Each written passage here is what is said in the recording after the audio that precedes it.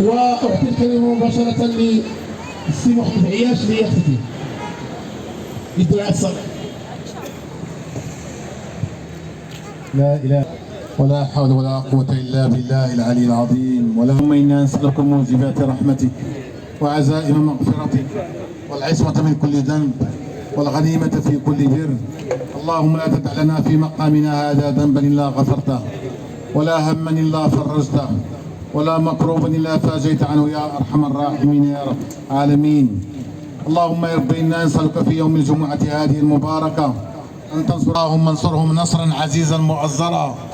اللهم اجعل النصر، اللهم إنهم يقدمون الشيء يا رب العالمين. اللهم عليك على بالصعيد المعتدين، اللهم عليك بالصعيد الغاصبين الراحمين يا رب العالمين. إخواننا المضطهدين في جميع بقاع الأرض، اللهم فرج كربتهم، اللهم فرج كربتهم.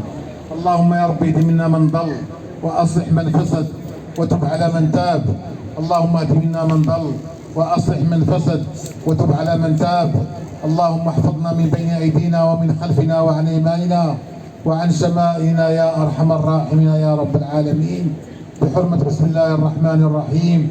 الحمد لله رب العالمين الرحمن الرحيم ملك يوم الدين.